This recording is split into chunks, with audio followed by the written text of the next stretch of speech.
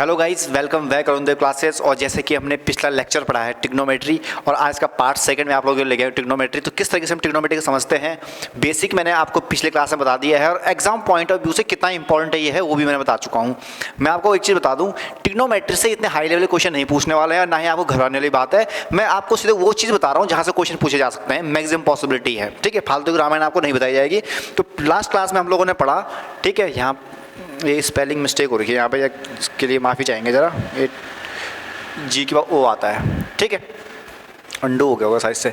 देखिए, तो last lecture में हम लोगों ने क्या पढ़ा, ट्रायंगल पढ़ा कि भाई कर्ण क्या होता है, लंब क्या होता है, आधार क्या होता है, ये सब चीज़ें हम लोग डिस्कस कर चुके हैं। ठीक है, उसके बाद हम लोगों ने क्या था, कोऑर्डिनेट के बारे में पढ़ा था कि भैया कैसे कैसे हमारे कोऑर्डिनेट क्या करता है, वेरी करता है। यहाँ पे अगर बात करें तो ऑल स्टूडेंट टेस्ट कॉफी, पहले कोऑर्डिनेट में सारे ट्रिग्नोमेट्री फंक्शंस क्या रहेंगे, पॉजिटिव रहेंगे। सेकंड की अगर बात करें तो साइन और कॉसेक आपका पॉजिटिव रहेगा, बाकी सब नेगेटिव रहेंगे। यहाँ पे टेन और कॉट पॉजिटिव रहेगा, बाकी नेगेटिव। और यहाँ कॉस और सेक आपका पॉजिटिव रहेगा, बाकी सब नेगेटिव है। इसी तरीके से मैं आपको सवाल देता हूं, ध्यान से देखिएगा जरा। यदि मैं आपको कहूं कि भैया साइन 225 डिग्री निकालो, साइन,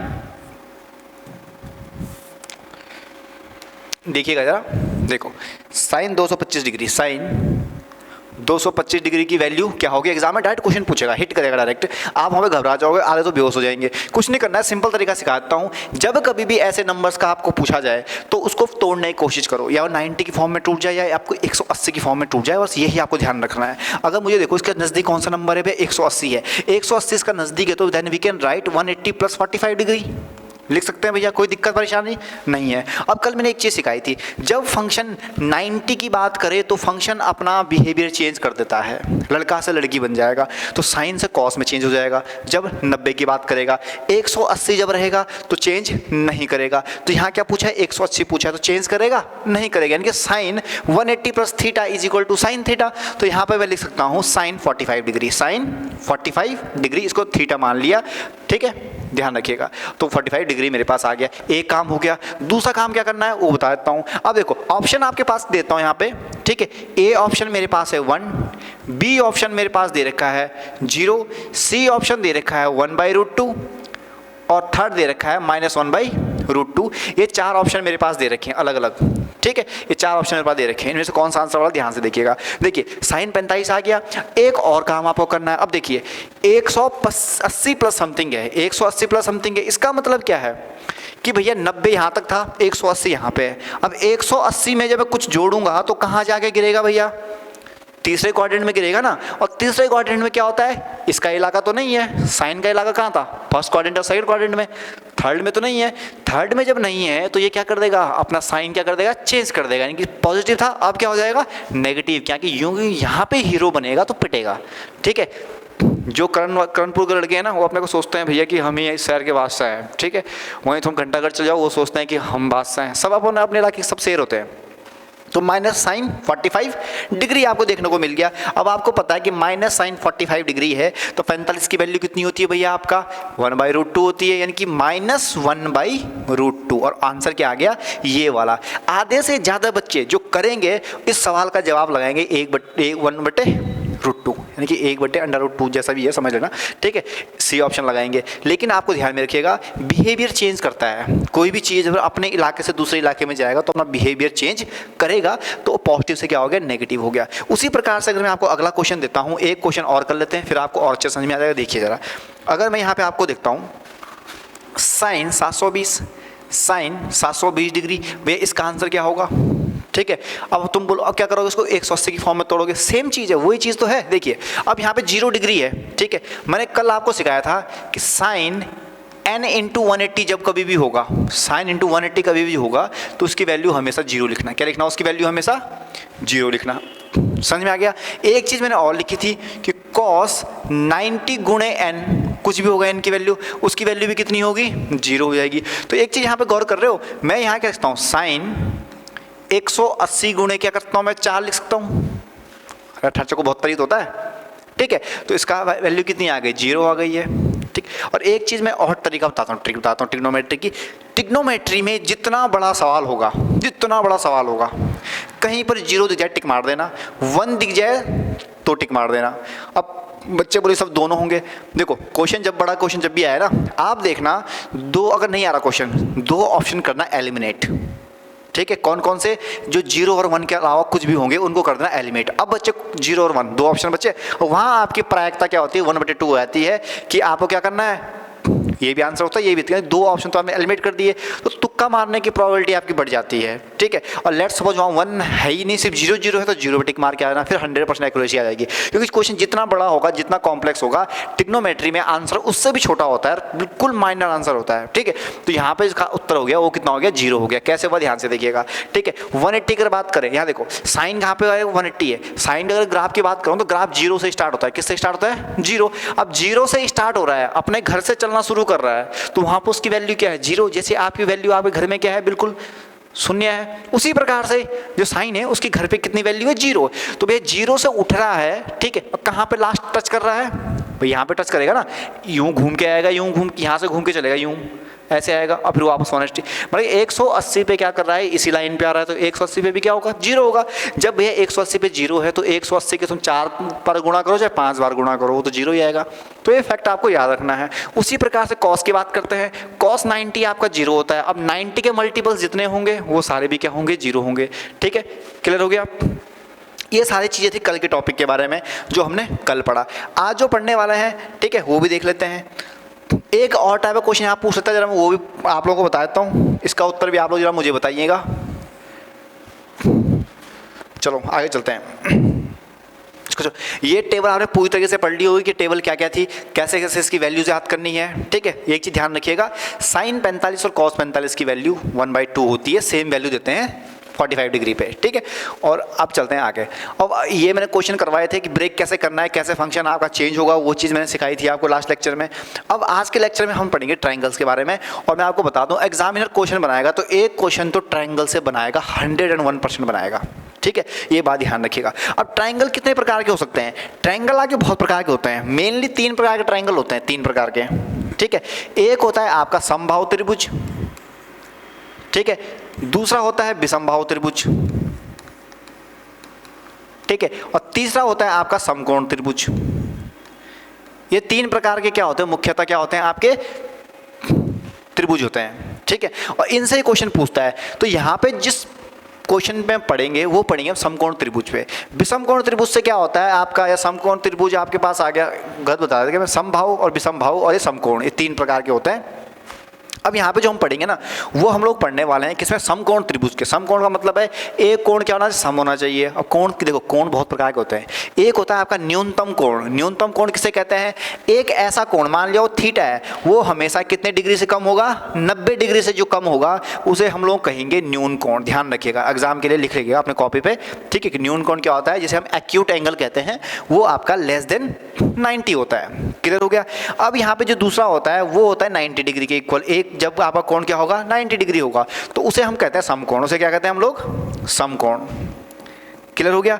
तीसरी जो चीज़ हमारे पास आती है कि 90 से बड़ा, ठीक है, या 180, ये 180 की बात करें, इसको पहले पढ़ लेते हैं। इसको कहते हैं स्ट्रेट एंगल।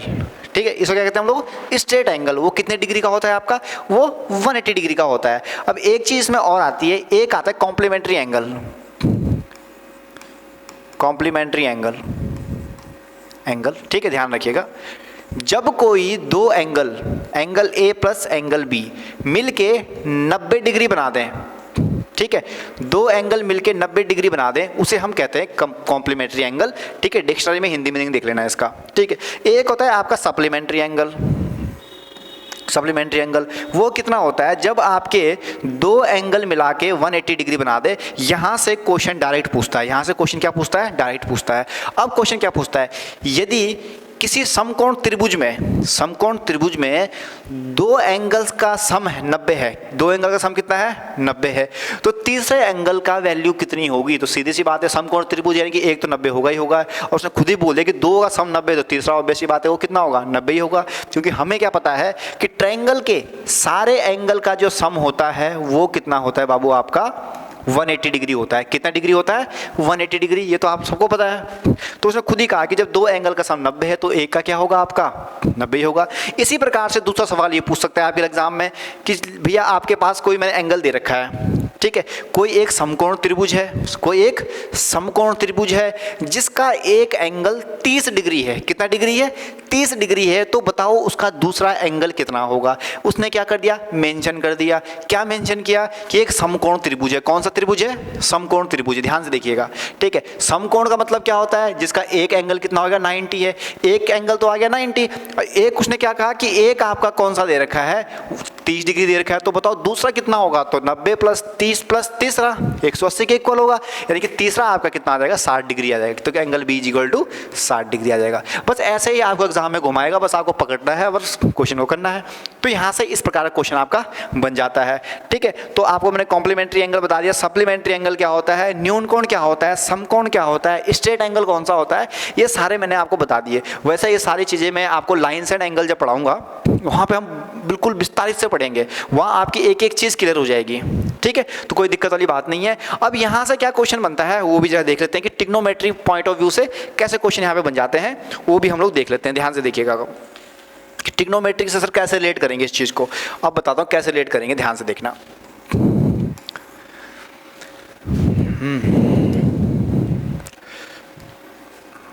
अरे यार क्या हो रहा है, ठीक है।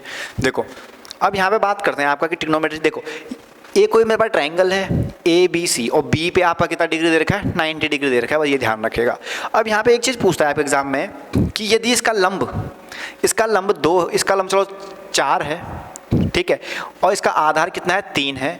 तो यहाँ पे आपको पूछता है कर्ण की वैल्यू क्या होगी? कर्ण की वैल्यू क्या होगी, ये सवाल पूछता है। तो आप पाइथागोरस थ्योरम से क्या करोगे भैया कि ए सी का स्क्वायर, ये तो लिखोगे ए सी का square is equal to B C square plus A B square, ऐसे तो करते हो आप लोग। तो ए सी का स्क्वायर कितना आ जाएगा? ए सी स्क्वायर इज इक्वल टू कितना हो जाएगा? 4 चौको 16 प्लस 3 तिया 9, यानी कि 25 आ गया। कितना आ गया? 25 आ गया, ठीक है। और कुछ विद्वान साथी हमारे क्या करेंगे यहाँ पे 25 पे टिक करके आ जाएंगे। तो ध्यान रखिएगा 25 नहीं होगा इसका, इसके आपकी वैल्यू होगी वो कितनी होगी? 5 होगी। वर्गमूल में सिखाया अच्छे से, ठीक है। स्क्वायर एंड स्क्वायर रूट में हम लोगों ने पढ़ा है, ठीक है। तो यहाँ पे जो आपकी AC की वैल्यू होगी वो कितनी होगी? 5, यानी कि जो कर्ण है ये आपका 5 आ जाएगा। बस इतनी सी बात आपको दिमाग में रखनी है। क्लियर हो गया? अब तुम बोलोगे कि सर अगर पाइथागोरस थ्योरम काम ना करे, काम वो तो करती है, काम ना करे सर तब क्या करना है? समझाता हूँ, ध्यान से देखिएगा। देखो अब यहाँ पर प्रश्न ये पूछता है, प्रश्न आपका ये पूछेगा कि सर देखिए, अब मैं यहाँ से उसको इरेज कर देता हूँ ये चीज़ें। अब जो वैल्यूज़ हमने पढ़ी है ट्रिग्नोमेट्री की, उसका क्वेश्चन कैसे बनता है? वो कहता है भैया, ठीक है, कि कोई हमारे पास समकोण त्रिभुज है जिसका एक एंगल कितना डिग्री दे रखा है, ठीक है। मैंने कहा कि यहाँ पे आपका 30 डिग्री दे रखा है। कितना डिग्री दे रखा है?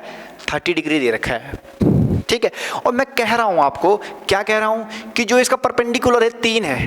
कितना है? 3 है। तो इसका कर्ण बताओ, ठीक है, इसका कर्ण बताओ। लंब कितना दे रखा है? 3 दे रखा है। आधार नहीं दे रखा है, ना ही कर्ण दे रखा है। अगर मेरे पास आधार दे रखा होता तो मैं पाइथागोरस यूज़ करता, या ये दे रखा हो तो मैं पाइथागोरस यूज़, लेकिन पाइथागोरस हम तभी यूज़ कर सकते हैं जब आपके पास 2 क्वांटिटी दे रखी हो। अब यहाँ तो एक ही क्वांटिटी दे रखी है। अब सर कैसे निकालेंगे? ध्यान से देखिएगा। मेरे पास कितना दे रखा है? 30 डिग्री दे रखा है। पूछ क्या रखा है आपको? कर्ण पूछ रखा है। तो यहाँ से कौन सा फॉर्मूला मैं लगाऊँ बताना जरा। साइन थीटा क्या होता है आपका? लंब बटे आधार, लंब बटे आधार होता है, क्या होता है? कर्ण होता है, ठीक है। कॉस थीटा की अगर बात करें तो आधार बटे कर्ण होता है। ध्यान से देखना, ठीक है। तीसरा होता है टेन। तीसरा क्या होता है? Tan theta. यहाँ पे हम लोग क्या पढ़ते हैं? लंब बटे आधार, यही पढ़ते हैं, यही पढ़ा लास्ट लेक्चर में। अब मुझे बताओ, मुझे इसकी वैल्यू निकालनी है। माना ये x है, माना ये क्या है आपका? x है, इसकी वैल्यू निकालनी है। तो इनमें से कौन सा मैं फॉर्मूला लगाऊंगा? सीधी सी बात बताओ भैया, आपके पास लंब दे रखा है, कर्ण निकालना है। लंब कर्ण का कौन सा रिलेशन है? लंब कर्ण का तो ये वाला रिलेशन है। तो साइन थीटा, साइन थीटा यानी कि ये 30 डिग्री दे रखा है ना, तो साइन 30 डिग्री, थीटा कितना हो गया? 30 डिग्री इज इक्वल टू, ठीक है, लंब कितना दे रखा है? 3 दे रखा है। कर्ण की वैल्यू x दे रखी है। बस काम खत्म, काम खत्म। और साइन 30 की अगर बात करें तो साइन 30 बेटा आपके पास होता है 1, साइन 30 कितना होता है? 1/2, 1/2 इज इक्वल टू 3/x। तो x की वैल्यू कितनी आएगी? तो बाबू x की वैल्यू कितनी आ गई? 6 आ गई। ये आपका करेक्ट आंसर आ गया। और इतना सा काम आपको करना है। तो इस टाइप का क्वेश्चन यहाँ से डायरेक्ट एग्जाम में पूछे जाते हैं। एक प्रश्न और लेते हैं, फिर आपको चीज़ें और अच्छे से क्लियर हो जाएगी। ध्यान से देखा, यहाँ मैंने कुछ नहीं किया, साइन 30 डिग्री लिखा है और 30 की वैल्यू 1/2 होती है, इज इक्वल टू 3/x आ गया। बस क्रॉस मल्टीप्लाई किया, आंसर आ गया। ठीक है।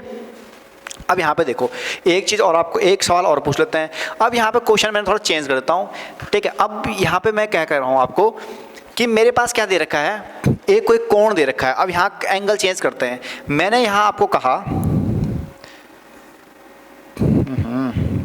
क्या, देखिए यहाँ पे अब मैंने एंगल कर दिया 60 डिग्री। कितना डिग्री कर दिया? अरे यार 60 डिग्री मैंने यहाँ पे कर दिया।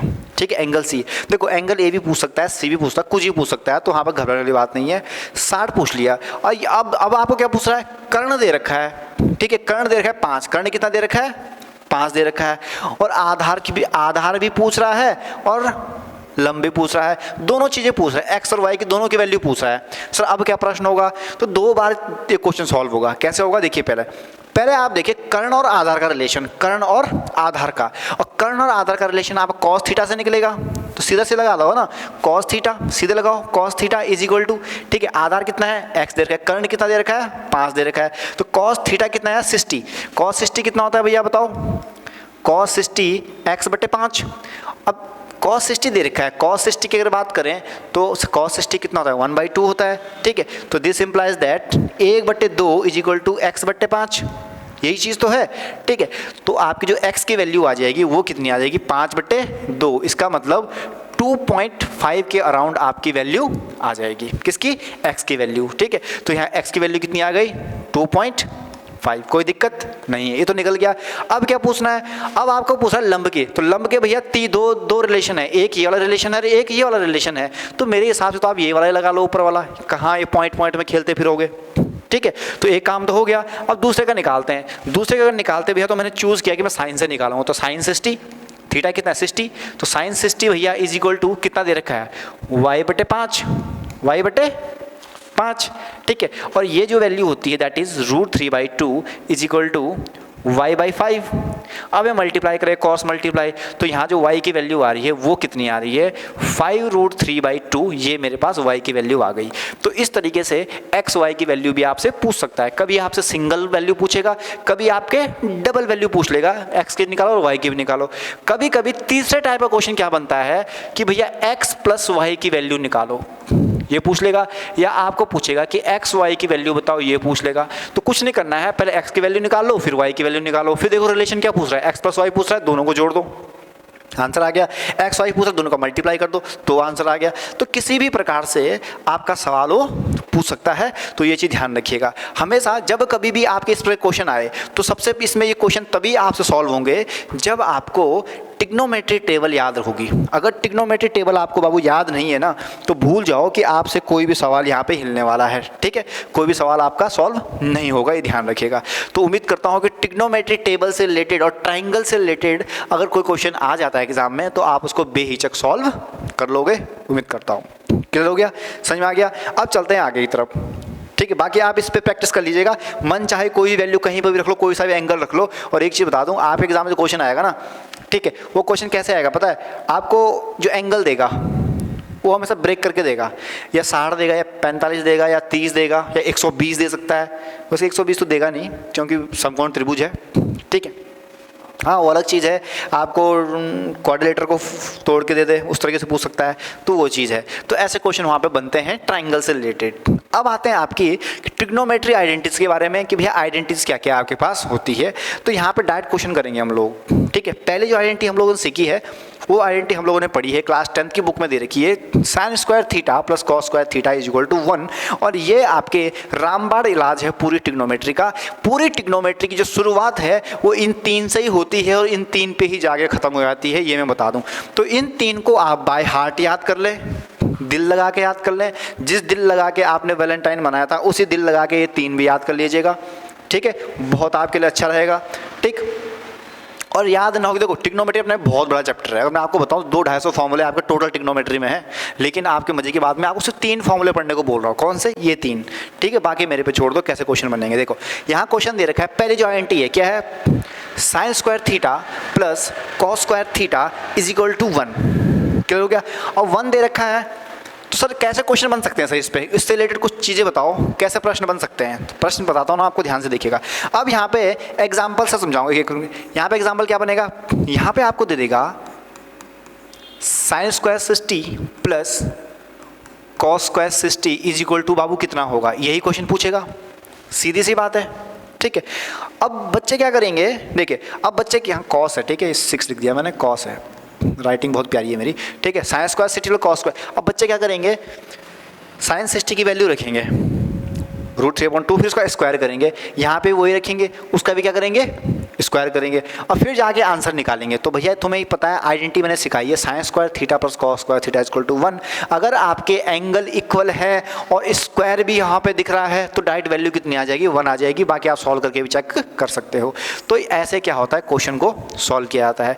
इसी प्रकार से क्वेश्चन को मैं थोड़ा सा इंटरचेंज करता हूँ, क्वेश्चन क्या करता हूँ, थोड़ा सा इंटरचेंज करता हूँ। यहाँ पे मैंने 60 लिख दिया प्लस, और यहाँ पे भी मैंने क्या कर दिया, ठीक है, यहाँ में 30 डिग्री लिख दिया। कितना डिग्री लिख दिया मैंने यहाँ पे, 30 डिग्री लिख दिया, ठीक है। अब मेरे को बताओ इसका आंसर क्या होगा, यहाँ पे भी स्क्वायर लगाते हैं, ठीक है। अब बच्चे क्या करेंगे कि सर ये तो करना ही पड़ेगा सर, वैसे अरे क्यों करना पड़ेगा, आइडेंटिटी सीखी है ना अभी क्या सीखी है, sine square theta plus cos square 1, बनाओ ना उसको, देखो बनाओ उसको, तो क्या हो जाएगा, साइन स्क्वायर 60 है प्लस, यहाँ पे मैं क्या लिख सकता हूँ, यहाँ पे हम लोग लिख सकते हैं कि भैया साइन स्क्वायर 90 माइनस 60 लिख सकते हैं। और साइन 90 माइनस थीटा क्या होता है, कॉस थीटा होता है। इसका मतलब sign square 60 plus cos square 60, ठीक है। इस तो देखो यहाँ पे आ गया वही sign square theta plus cos square theta, तो वैल्यू कितनी आ गई, 1 आ गई। एक ही क्वेश्चन को 3 तरीके से पूछा जा सकता है, जिन तीनों का आंसर क्या होगा, आपका 1 होगा। तो यही ट्रिग्नोमेट्री का खेल है, यही समझना पड़ता है। अगर आपके पास एंगल, यहाँ पे एंगल अलग अलग दे रखे थे, ठीक है। अब बच्चे, जिस बच्चे के पास दिमाग होगा वो ध्यान लगाएगा कि साइन, अगर साइन और कॉस आपके पास दे रखे हैं तो साइन और कॉस हमेशा कॉम्प्लीमेंट्री एंगल होते हैं, ठीक है। तो वही चीज़ है। अब यहाँ पे 60 था या 30 था, अब मैंने क्या साइन स्क्वायर किस में चेंज कर दिया भैया, आपका कॉस स्क्वायर में चेंज कर दिया। अब कॉस स्क्वायर में चेंज कर दिया तो टेंशन खत्म, सेम एंगल आ गया, वैल्यू 1 आ गई। तो ऐसे आपके ट्रिग्नोमेट्री आइडेंटिटी से क्या करे जाते हैं, क्वेश्चन पूछे जाते हैं। अब कभी कभी ऐसे भी ना मिला, अगर आपको कभी ऐसे लॉजिकल भी ना मिले, वैसे तो एग्जाम में उम्मीद करता हूँ पूरे आपको लॉजिकली क्वेश्चन देगा, क्योंकि आपको 3 घंटे दे रखे हैं, जिनमें से आपके क्या क्या दे रखे हैं, 75 क्वेश्चन दे रखे हैं मैथमेटिक्स के, ठीक है। और उसके साथ 75 क्वेश्चन आपके दे रखे हैं जीएस के। तो हालांकि मुझे ऐसा जहाँ तक लगता है कि कोई भी अगर स्टूडेंट है तो 75 क्वेश्चंस वो जीएस के आपके 1 आवर में कंप्लीट कर देगा। 1 आवर में क्या कर देगा, वो कंप्लीट कर देगा, आराम से कर देगा, ठीक है। 15 मिनट और मान के चलो, 15 के 20 मिनट और मान के चलो, 1 घंटा 20 मिनट में वो जीएस से क्वेश्चन निपटा देगा, ठीक है। 20 मिनट मैंने गोले भरने के लगा दिए, इतना तुम लगा ही दोगे, ठीक है। अब बचते हैं 75 क्वेश्चन। अब ये 75 क्वेश्चन जो मैथमेटिक्स हैं भैया कैसे सॉल्व होंगे, ध्यान से देखना। मैं एक चीज़ आपको बता दूं, 75 क्वेश्चन में से 30 क्वेश्चन मैथ के ऐसे होंगे जिनको देखते ही टिक लगोगे। आपके पास क्वेश्चन है, देखोगे टिक मारोगे, देखोगे टिक मारोगे, ऐसे क्वेश्चन 30 तो आएंगे ही आएंगे, ठीक है। तो मैथमेटिक्स का पेपर जब भी आए आपके एग्जाम में, किसी भी एग्जाम में बैठे हो, मैं इसकी बात नहीं कर रहा, आप एनडी के एग्जाम में बैठ रखे हो, किसी भी एग्जाम में बैठ रहे हो जहाँ मैथ्स आ रही है, ठीक है, एक तरफ से सॉल्व करने कभी मत बैठना। मैं बता दूं, एक तरफ से कि तुम पहला क्वेश्चन स्टार्ट करो, नहीं, कभी भी नहीं। मैथमेटिक्स का पेपर 3 लेवल में कंप्लीट किया जाता है हमेशा। हम लोग मैथ के स्टूडेंट हैं, मैथ करी है, पढ़ी है, आज पढ़ रहे हैं, आज तक पढ़ी है, पढ़ाया भी है, सिलेक्शन भी करा है और आज पढ़ा भी रहे हैं, ठीक है। 3 तरीके सॉल्व किया जाता है। पहला आता है फर्स्ट टाइम रीडिंग। एक बार आप रीड करोगे, एक बार क्या करोगे, सिंपल रीड करोगे। रीड कर जब करोगे ना तो आपके नज़र में 10-15 क्वेश्चन ऐसे होंगे जो टिक मार होंगे, तो उनको वहीं पर टिक कर दो, चलते चलते टिक मार दो। फिर रीडिंग करनी है, रीडिंग करते करते आपको पता चल जाएगा, क्या पता चलेगा, ये पता चलेगा कि किस क्वेश्चन में बहुत टाइम लगेगा, कौन सा क्वेश्चन मुझे आता है, कौन सा नहीं आता है। जो क्वेश्चन नहीं आता है गोले मारते चलो उससे बाहर, गोले मारते चलो, इनको छोड़ दो, बात खत्म, अलग रख दो इनको साइड अभी, ठीक है। और जो वहाँ अधिक, इसका आंसर तो ये है, तो टिक मार दो वहीं पे, ठीक है। उससे जिन क्वेश्चन को आपको लगता है कि सॉल्व कर लूंगा उन पे टिक मारो, आगे क्वेश्चन के आगे, ठीक है। जिनके आंसर दिख रहे हैं उनके आंसर पे टिक मारो, जिन पे आगे। 5 मिनट के अंदर आप 75 क्वेश्चन पूरे के पूरे पढ़ लोगे, जिनमें से 15 क्वेश्चन कर चुके होंगे, जिससे 15 क्वेश्चन आपके कंप्लीट हो जाएंगे टिक मार के, ठीक है।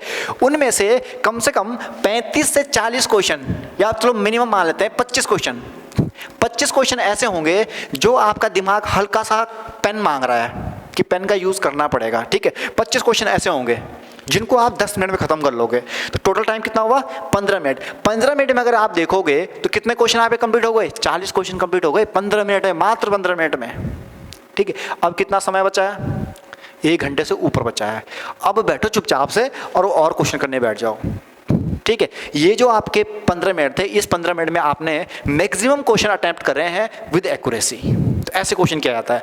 अब आप क्या करते हो? मैथ के एक तरफ से बैठ जाते हो। जैसे आप करोगे ना तो करने बैठ गए, यार एक क्वेश्चन, बस क्वेश्चन करते हैं। मैथ के मजे की बात ये है, जब मैथ के क्वेश्चन करते हैं ना तो बच्चों को पता ही नहीं चलता है टाइम का।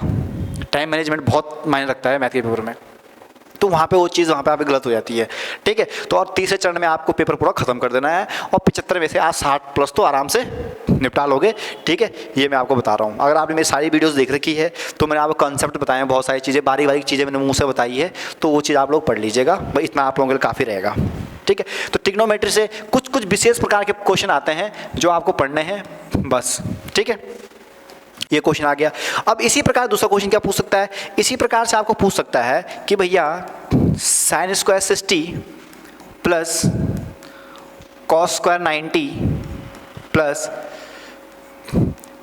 साइन स्क्वायर 30 की वैल्यू क्या होगी? इसकी वैल्यू बताओ सर, क्या होगी इसकी वैल्यू, ठीक है। बहुत सारे दिमागदार बच्चे वैल्यू डालना शुरू करें, सॉल्व करेंगे। अरे सीधी सी बात है ना, कॉस 90 की वैल्यू 0 होती है, ठीक है। साइन 60 था, यहाँ पे 30 था, ठीक है। तो मैं इसको कन्वर्ट कर सकता हूँ, 90 की फॉर्म में कन्वर्ट करूँगा, यानी कि साइन स्क्वायर किस में चेंज हो जाएगा? कॉस स्क्वायर में चेंज हो जाएगा। कहा अभी तो करा था, देखो यही तो था, यही क्वेश्चन है ना सेम। क्या आंसर आया था इसका? 1 आया था। तो भैया इसका भी तो सेम ही है, तो ये भी क्या आ गया? 1 आ गया। तो टोटल ओवरऑल आंसर कितना आ गया? 1 आ गया। बस इतनी सिंपल सी बात आपको ध्यान रखनी है, इससे ज़्यादा आपको जाना ही नहीं है।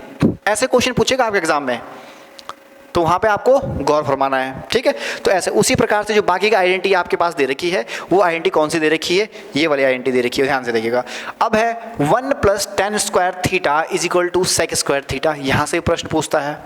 एक चीज़ मैं आपको बता दूँ, 1/cos sec थीटा वो आपके साइन थीटा के इक्वल होता है, ठीक है। मतलब उल्टा समझ लो, साइन का रिलेशन, चलो रिलेशन का चार्ट बनाता हूँ, ध्यान से देखा, रिलेशन का चार्ट बनाते हैं। देखिए वही बताता हूँ, बुक से तो आप क्या ही पढ़ोगे, बताता हूँ। देखिए अगर मुझे साइन थीटा लिखना हो और मेरे पास 1/cos sec थीटा दे रखा हो, दोनों का मतलब सेम है, ठीक है। अगर यहाँ पे मेरे पास cos थीटा दे रखा हो, 1/sec थीटा मेरे पास दे रखा हो, तब भी दोनों की वैल्यू सेम है।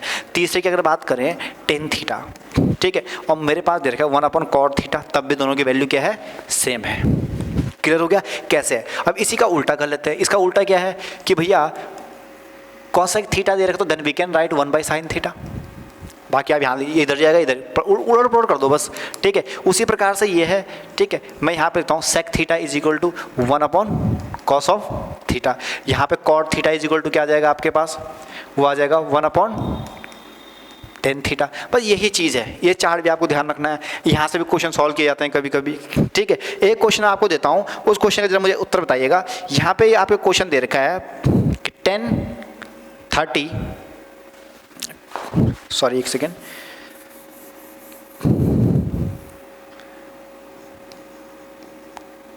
10 30 डिग्री दे रखा है, ठीक है। और नीचे मेरे पास दे रखा है cot of 60 degree, cot of 60 degree. इसका आंसर क्या होगा? इसका आंसर सर क्या होगा? सिंपल लॉजिक करके बताइएगा सर, ध्यान से देखिएगा। tan 30 है तो क्या लिख सकता हूँ बाबू मैं इसको? tan 30 लिख सकता हूँ, कोई दिक्कत नहीं है, लिख लो। उसके बाद cot 60 को क्या लिख सकते हैं आप लोग? इसको भी tan 30 लिख सकते हैं, क्योंकि भाई देखो cot 30 है ना, then we can write cot 90 - 60 लिख सकते हैं। और cos 90 - 60 क्या होता है आपका? सॉरी 30 60 है ना, यहाँ पे जो थोड़ा सा चेंज कर लेते हैं, 60 दे रखा है 30, यहाँ पे 30 आएगा 30, ठीक है। तो कितना हो जाएगा? tan 30 हो जाएगा। तो यहाँ पे भी क्या आ गया आपका? tan 30 आ गया। काट दिया तो भैया 1 आ गई वैल्यू, कोई दिक्कत नहीं है। दूसरी तरीके आप समझ सकते हो कि भाई ये sin/cos आएगा, sin/cos सब कट जाएगा, 1 ही आ जाएगा। तो ऐसे क्वेश्चन आप एग्जाम में पूछ सकता है, ठीक है। अब चलते हैं आगे, ध्यान से देखिएगा। ये कुछ प्रश्न है, ऐसे प्रश्न एग्जाम में आए भी हैं, बहुत एनडीए एग्जाम में पूछता है, ताकि एग्जाम में भले क्यों ना पूछे।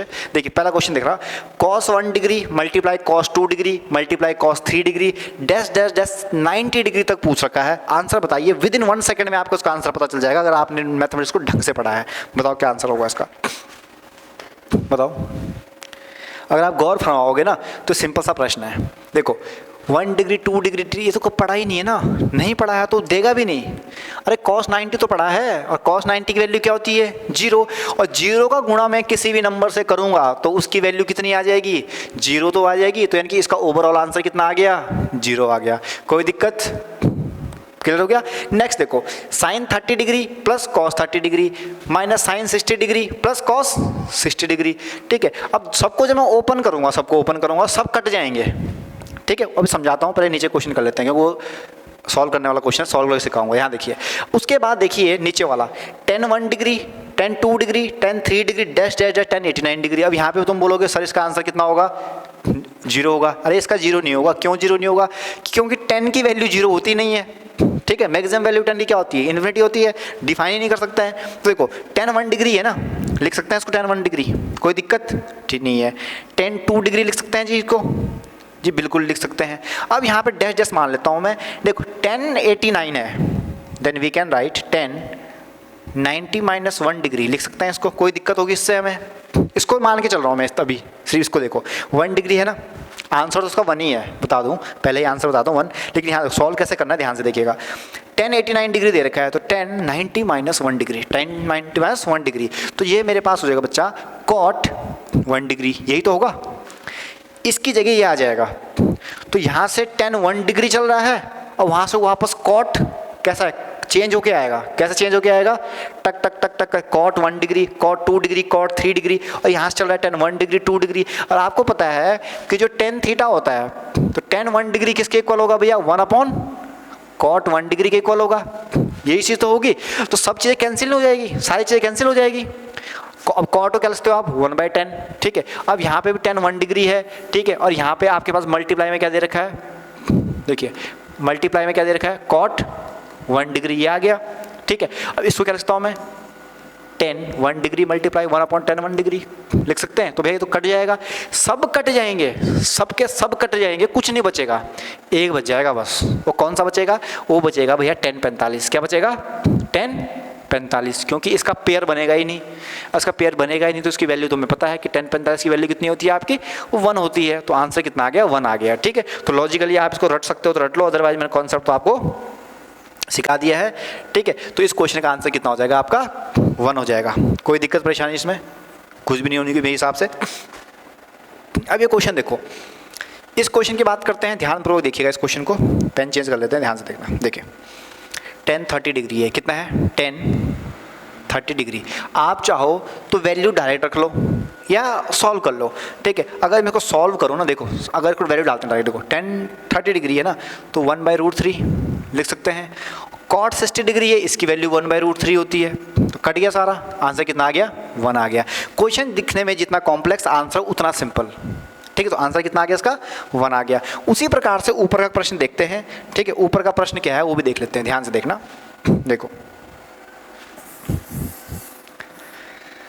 अब ये क्वेश्चन दे रखा है साइन 30 डिग्री, ध्यान से देखना, sine 30 degree plus cos 30 degree. अब इसको ओपन कर लेते हैं, minus sine 60 degree plus, so यहाँ पे माइनस आ जाएगा, माइनस कॉस 60 डिग्री। ये मेरे पास सारी कंडीशंस दे रखी है। कुछ कैंसिल हो रहा है नहीं हो रहा है, लेकिन कैंसिल हम करवा सकते हैं, इतनी पावर हमारे पास है। कैसी पावर है, उस पावर का इस्तेमाल करते हैं। Sine 30 degree plus cos 30 degree, ये चीज़ दे रखी है, minus sine 90 minus 30, we can write minus cos 90 minus 30 लिख सकते हैं। ठीक है, अब एक चीज़ गौर करो, क्या चीज़ गौर करो, ध्यान से देखना। देखिए साइन 90 माइनस थीटा क्या होता है कॉस थीटा, तो ये कितना हो जाएगा कॉस 30 डिग्री हो जाएगा, और कॉस 30 डिग्री यहाँ पे ऑलरेडी प्रेजेंट है तो ये कट गया, एक प्लस तक माइनस था। कॉस 90 माइनस थीटा है, तो यानी कि क्या हो जाएगा आपके पास साइन 30 हो जाएगा, और साइन 30 मेरे पास यहाँ दे रखा है पॉजिटिव के साथ, और यहाँ पे वो नेगेटिव के साथ आएगा, तो ये भी कट गया। ठीक है, तो ओवरऑल आंसर कितना आ गया? 0। ये ओवरऑल आंसर कितना आ गया आपके पास? 0। बस इतना ध्यान रखना, ऊपर वाले का, सॉरी इसका। ठीक है, तो ऐसे प्रश्न आपके एग्जाम में डायरेक्ट पूछे जाते हैं। ठीक, तो मेरा जो बताने का तरीका है ये मैं इसलिए बता रहा हूँ कि आपको नंबर्स के साथ खेलना है। कैसे खेलना है वो आपका दिमाग काम करेगा। बस जिसने मेरा पहला लेक्चर ढंग से पढ़ा है कि एंगल कैसे कैसे ब्रेक हो रहे हैं, कैसे कैसे पॉजिटिव हो रहा है, कैसे कैसे नेगेटिव हो रहा है, जिसने ये कंसेप्ट सीख लेना टिग्नोमेट्री में, भैया तुम टिग्नोमेट्री का कोई सा भी सवाल उसके पास दे दो, वो हमेशा सही आंसर निकालेगा, ध्यान दीजिएगा। ठीक है, जिस बच्चे को तोड़ना आता है, बढ़िया से तोड़ना आता है, ये कैसे पॉजिटिव आएगा कैसे नेगेटिव आएगा, ठीक है, वो पूरा खेल समझ जाएगा, क्वेश्चन करेगा। अब कुछ थ्योरेटिकल क्वेश्चन भी है। थ्योरेटिकल क्वेश्चन क्या है? ऐसा क्वेश्चन पूछ लेता है एग्जाम में, इसका आंसर क्या होगा? ठीक है, मैं इस क्वेश्चन को करूँ तो इसका आंसर 1 होगा। ठीक है, कैसा होगा आप ध्यान से देखना। देखिए ये मेरे पास वैल्यू है ना, तो मैं लिख सकता हूँ sine A is equal to 1 minus sine square A. ये प्रश्न है, अरे आपने पढ़ रखा है ना, 1 minus sine square theta is equal to cos square theta. अब कुछ बच्चों को ये कैसे हुआ? अरे सीधी सी बात है मेरे भाई कि हमने पढ़ा है sine square theta plus cos square theta is equal to 1 है। अब मुझे यहाँ पे साइन किसकी वैल्यू चाहिए? 1 माइनस साइन स्क्वायर है, यानी कि ये अगर उधर साइड चले जाएगा तो भाई कॉस स्क्वायर थीटा तो बचेगा। ठीक है, तो यहाँ पर मैं लिख सकता हूँ sine A is equal to क्या हो जाएगा आपके पास? Cos square theta. क्लियर हो गया? अब इतनी बात समझ में आ गई हो तो आगे चलते हैं, ध्यान से देखना। ठीक है, अब मैं दोनों साइड क्या करता हूँ? स्क्वायर करता हूँ। दोनों साइड क्या करते हैं? स्क्वायर करते हैं। ठीक है, अब मेरे पास क्या आ जाएगा? Sine square A is equal to cos power 4 A. 4 power A हो गई। अब पूछा क्या था? ये पूछा था। अब देखो यहाँ पे कॉस स्क्वायर ए दे रखा है, कॉस स्क्वायर थीटा मतलब ए, यहाँ पे ए है। ठीक है, कॉस स्क्वायर की वैल्यू कितनी थी? साइन ए थी, तो मैं क्या लिखता हूँ इसको? साइन ऑफ ए। इसको ये लिखा। यहाँ पे देखो ना, अगर स्क्वायर से पहले देखो, स्क्वायर से पहले क्या निकाला हमने कि साइन ए कॉस स्क्वायर थीटा के इक्वल है, कॉस स्क्वायर ए के इक्वल है, तो भाई कॉस स्क्वायर ए किसके इक्वल है? साइन ए के, तो साइन ए लिख दिया। ठीक है, प्लस यहाँ देखो कॉस स्क्वायर 4 किसके इक्वल है? साइन स्क्वायर ए के इक्वल है, तो कितना आ गया? साइन स्क्वायर ए। और ये चीज़ तो गिवन थी, ये चीज़ तो ऑलरेडी दे रखी थी, तो इसको मैंने इसमें कन्वर्ट कर दिया, आंसर आ गया 1। आंसर क्या आ गया? 1। भाई इतना सा दिमाग का खेल है, 1 सेकंड में है। देखो यहाँ से एक मुश्किल से 3-4 सेकंड में तुम ये कर लोगे, उसके बाद कुछ टाइम में ही हो जाएगा और आंसर आपको देख, इसको वैसे इसको करते ही आपको आंसर दिख जाएगा। ठीक है, तो इस प्रकार क्वेश्चन टिग्नोमेट्री में पूछे जाते हैं। अब एक और टाइप का क्वेश्चन आपके एग्जाम में आता है हाइट एंड डिस्टेंस का। ठीक है, height and distance, height and distance. ठीक है, वो क्या होता है देखते हैं जरा। आपके पास क्या पूछेगा कि ये टावर है, ठीक है, इसका मैं सिर्फ आपको बेस बता रहा हूँ, बाकी तो आप इसको कर लीजिएगा अपने हिसाब से। ठीक है, कि इसका बेस क्या है वो मैं आपको बताता हूँ, ध्यान से देखना। देखिए ये मेरे पास कोई टावर है, ठीक है, ये कोई टावर है और ये मेरा बेस है, ग्राउंड है नीचे। ये क्या है आपका? ग्राउंड है। और यहाँ से मैंने एंगल ले लिया ऐसे, मतलब ये बिल्डिंग थी, तो बिल्डिंग हो तो लंब का काम कर रही है। ठीक है, ये आधार है कि मैं बिल्डिंग से कितनी दूरी पे हूँ, ये आधार हो गया। ठीक है, और ये मेरी आँखों से नहीं बन रहा है, ये मेरे पैरों से, यहाँ पे मैं खड़ा हूँ, यहाँ पे मैं आपका खड़ा हूँ, ये मेरा सर है, ये मेरा क्या है? सर है, और ये मेरे पैर हैं। मेरे पैरों से एंगल बन रहा है बिल्डिंग के टॉप पे, बिल्डिंग के टॉप पे। कक्षा 10वीं में पढ़ा होगा आप लोगों ने। ठीक है, यहाँ से कैसे क्वेश्चन बनता है? 2 चीज़ें यहाँ पे ध्यान रखिएगा, एंगल ऑफ इंक्लाइनेशन और डिक्लाइनेशन। ठीक है, इंक्लाइन का मतलब होता है कि एंगल नीचे से ऊपर के लिए बन रहा है, नीचे से ऊपर के लिए बन रहा है। और डिक्लाइनेशन का मतलब क्या होता है कि एंगल ऊपर से नीचे के लिए बन रहा है। बस ये वर्ड ध्यान रखना, एंगल ऑफ इंक्लाइनेशन और डिक्लाइनेशन। ठीक है, हिंदी में देख लेना जो भी होगा। ठीक है, तो इन 2 पॉइंट को ध्यान रखना कि एग्जाम ने उसने इंक्लाइनेशन एंगल पूछा है या डिक्लाइनेशन एंगल पूछा है, ये ध्यान रखिएगा। उस प्रकार से क्वेश्चन होगा, क्योंकि उस वर्ड की मीनिंग से आपका क्वेश्चन का पूरा मीनिंग चेंज हो जाएगा, पूरा आंसर चेंज हो जाएगा। ठीक है, तो वो चीज़ आपको ध्यान में रखनी है, ये चीज़ पूछी जाती है। अब यहाँ से एक और चीज़ पूछी जाती है, क्या? देखो तरीका तो वही है जो हमने पहले पढ़ा था ट्रायंगल वाले टाइम में कि भैया 30 डिग्री देगा 60, कि वो कहेगा कि कोई यहाँ पे व्यूअर है, वो किसी बिल्डिंग को यहाँ से देख रहा है। ठीक है, अपने पैरों से मेजर कर रहा है कि उसके पैरों से जो बिल्डिंग की हाइट का एंगल है वो कितना है? 60 डिग्री है। कितना डिग्री है? 60 डिग्री है। समझ में आ गया? और बिल्डिंग के ग्राउंड से और उसके पैरों के बीच की जो डिस्टेंस है वो 50 मीटर है। वो कितनी मीटर है? 50 मीटर है। तो बताओ उस बिल्डिंग की हाइट कितनी होगी? उस बिल्डिंग की हाइट कितनी होगी? अब देखो बड़ी बड़ी बिल्डिंगें बनती है ना, बड़े बड़े टावर्स बनते हैं। अब आपको कहेंगे कि भैया जाओ और नाप के आओ कितनी हाइट है उसकी, फीता लेके जाओगे ऊपर, गिरेगा तो चित, ठीक है। तो ऐसे नहीं करते हैं। तो आप क्या करोगे, एक एंगल मेजर करोगे कि मैंने यहाँ एंगल पर खड़ा हूँ और मेरे यहाँ से ऊपर का डायरेक्शन कितना बन रहा है, ठीक है। तो कितना बन रहा है? 60 डिग्री बन रहा है पैरों से। देखो आँखों से नहीं कहा मैंने, आँखों से भी मीनिंग चेंज हो जाती है, मैं बता दूँ। आँखों से भी आपकी बिल्डिंग की मीनिंग चेंज हो जाएगी, वो भी ध्यान रखना। पैर से पूछ रहा हूँ अभी, ठीक है। तो 60 डिग्री का बनाया, अब ये है तो भैया ट्रायंगल का यहाँ पे कौन सा फॉर्मूला है? मुझे ये निकालना है ना, ये x है, तो भैया मुझे क्या निकालना है? लंब बटे आधार। और लंब बटे आधार किसका होता है? tan थीटा की वैल्यू होती है। तो tan theta is equal to लंब बटे आधार, ठीक है। tan थीटा कितना दे रखा है आपको? 60 दे रखा है। तो 60 की वैल्यू कितनी होती है? tan 60 यानी कि आपकी वैल्यू √3 हो गई। कितनी आ गई? √3 हो गई। लंब मुझे पता नहीं है, आधार दे रखा है 50 मीटर, तो x की जो वैल्यू आ गई वो कितनी आ गई? 50√3, यही तो आ गई, ठीक है। तो बिल्डिंग की जो हाइट है वो कितनी आ गई? 50√3, 50√3 इस बिल्डिंग की हाइट हो गई, ठीक है। और अगर एक चीज़ और बता दूं कि जो √3 है इसकी वैल्यू आपको एग्जाम में एज इट इज़ देगा, एग्जाम में एज इट इज देगा। क्यों? क्योंकि जो क्लास 10th का सिलेबस आता है ना, आपका क्लास 9 10 का, वहाँ पे आपको √3 इनकी वैल्यू देता तो है लेकिन सॉल्व करना नहीं सिखाता है। लेकिन मैंने एक वीडियो बना रखी है वर्ग एंड वर्गमूल पे, वहाँ पर मैंने सिखा रखा है, तो आप वहाँ पे यार देख सकते हो अगर सीखना है। बाकी जब हम इसमें वर्गमूल वाला चैप्टर आएगा तो वहाँ पे हम लोग तो पढ़ाई देंगे, वो चीज़ कवर कराए। तो वीडियो को एक 1 by 1 देखें। ये टॉपिक मैंने पहले इसलिए उठाया क्योंकि बच्चों को बहुत डाउट रहता है इस टॉपिक पे, तो उसको पहले पढ़ाते हैं ताकि आराम से तुम करते रहो रोज 2-3 दिन, क्योंकि एक बार में पढ़ने से ट्रिग्नोमेट्री समझ में नहीं आती है। एक बार पढ़ोगे नहीं समझ में आएगी, 2 बार पढ़ोगे थोड़ा समझ में आएगा, तीसरी बार में थोड़ा, चौथी 4-5 बार पढ़ोगे ना समझ में आ जाएगा पूरा। पर मेन वही है कि एंगल साथ कैसे खेलना है वो समझ में आ गया, फिर ट्रिग्नोमेट्री खत्म, ठीक है। तो इसका आंसर आ गया ये। अब यहाँ से एक चीज़ होती है, कभी कभी वो कहता है कि व्यूअर की आंख से एंगल बन रहा है। कहाँ से बन रहा है? व्यूअर की आंख से एंगल बन रहा है, ठीक है। अब भैया जब आंख से बन रहा है तो आधार तो ये वाला हो गया अब, ठीक है। और जब आधार ये वाला हो गया तो भैया हाइट जो डिस्टेंस है वो तो ये वाली निकलेगी, डिस्टेंस तो ये वाली निकलेगी। अब बिल्डिंग का नीचे वाली 2 मंजिल गायब कर दी, अगर आदमी लंबा है मतलब 2 मंजिल तो गायब होगा लंबा, पर कुछ डिस्टेंस तो होगी जो गायब हो जाएगी। तो क्या करना पड़ेगा आपको? पहले ये डिस्टेंस निकालनी है, ठीक है, और फिर यहाँ से दूसरा एंगल बना के ये डिस्टेंस निकालनी है, और दोनों को एड अप कर देंगे और बिल्डिंग की टोटल डिस्टेंस आ जाएगी, ठीक है। इसी प्रकार से सवाल को थोड़ा उल्टा पूछ सकता है वो। उल्टा कैसे पूछेगा वो देखते हैं। उल्टा ये पूछेगा कि मेरे पास कोई पेड़ था, ऐसा लंबा सा पेड़ है, ठीक है, ये मेरा पेड़ दे रखा है ऐसा लंबा सा, ठीक है, ये पेड़ है, ये पेड़ है, ठीक है। ये इस तरीके से यहाँ पे इसका बहुत सी ड्राइंग है मेरी, देख सकते हो आप, ठीक है, ये है। अब ये पेड़ टूटा यहाँ से, ये पेड़ कहाँ से टूटा? यहाँ से पेड़ टूट गया। और जब ये टूटा ना तो उसने बोला कि टूटा तो इस तरीके से एक त्रिकोण इसने बना दिया, ठीक है, ट्रायंगल बना दिया। अब इसका थोबड़ा आ गया यहाँ पे, ये आ गया यहाँ पे, गिर गया है पेड़, ठीक है। तो आपको क्या पूछेगा कि जब मैं देख रहा था इस पेड़ को ना, पहले जब मैं इस पेड़ को देख रहा था तो उसकी चोटी का एंगल यहाँ पे बन रहा था, उस चोटी का एंगल कहाँ बन रहा था? यहाँ पे बन रहा था। अब वो टूट गया है, अब वो एंगल टूट गया है, तो टूट गया है तो अब जो एंगल बनेगा बाबू वो तो छोटा बनेगा ना।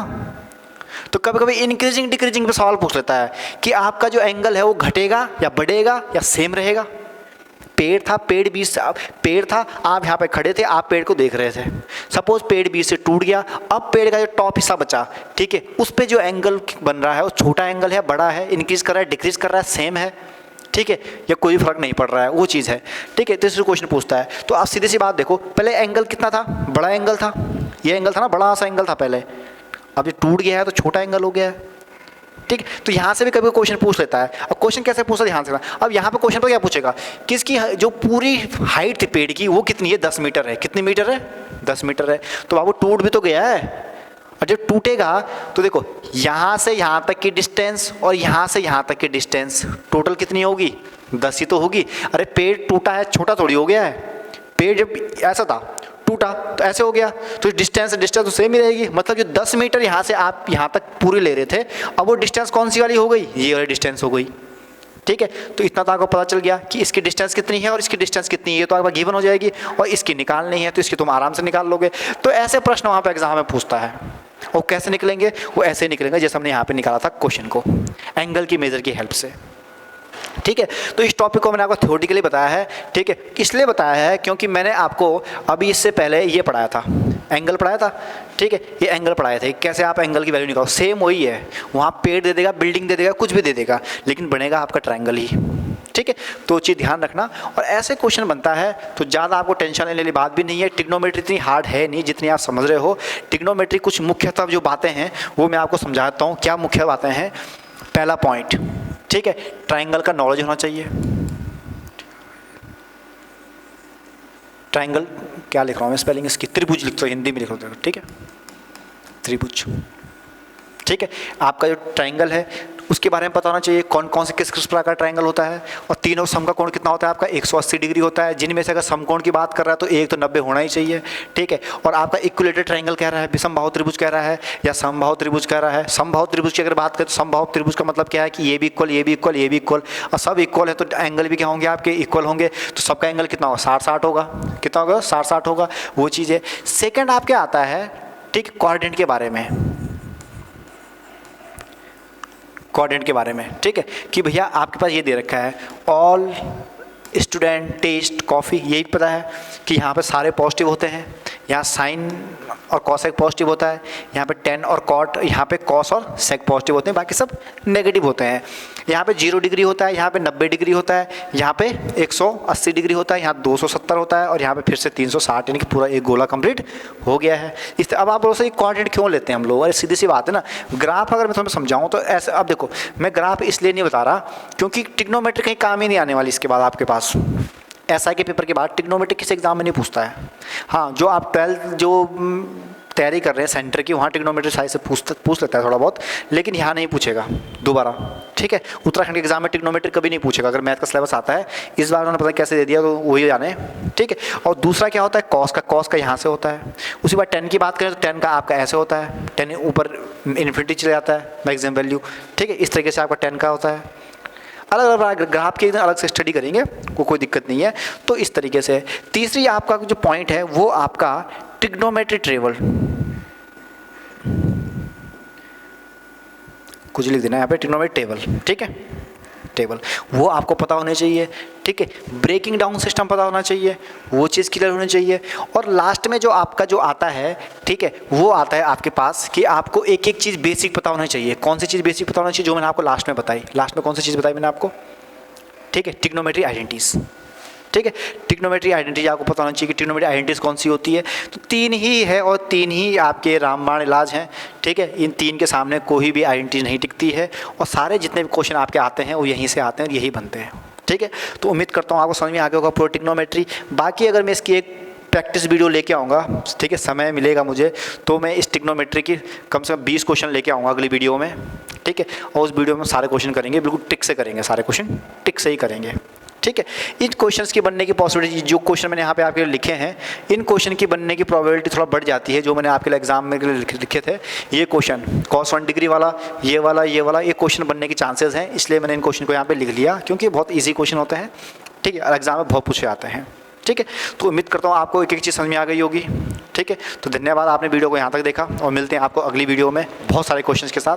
Thank you so much, thanks for watching.